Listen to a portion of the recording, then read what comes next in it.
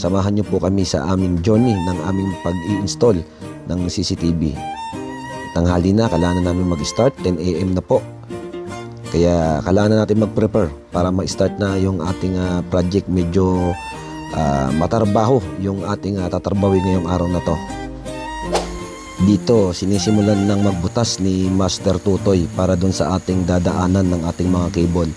Kasi kung makikita nyo, yung dating cable na dumaan dyan nung mga naunang nag-install is sa aluminum lang pinadaan. Binutas lang yung aluminum para dun padaanin yung mga cable. So tayo gagawa tayo ng sariling daanan ng ating cable para malinis yung ating installation. Pagkatapos makadaan ng mga cable dyan, tatakpan na natin yan. Meron tayong ginagamit dyan na panakip para silyado. As you can see guys, sinisimulan na ng ating team na mag-cabling dito sa third floor para sa mga kamerang i-install natin dito. Ginagawa na nila ng paraan pero hindi umubra yung ating technique na sa ping light lang padadaanin yung ating panungkit.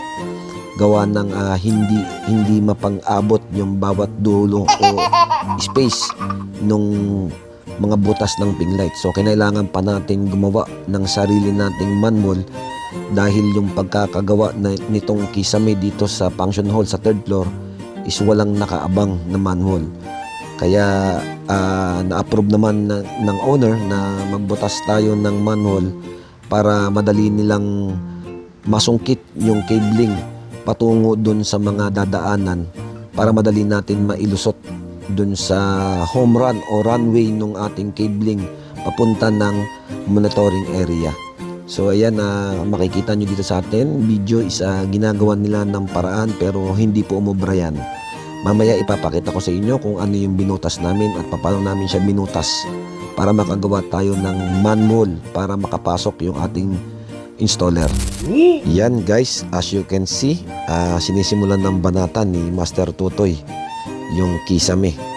Gumagawa na siya ng butas para makagawa ng manhole dito sa staircase. Kasi dyan sa gilid ng building na yan lalabas yung ating mga cabling ng camera papunta sa first floor kung saan yung monitoring side natin.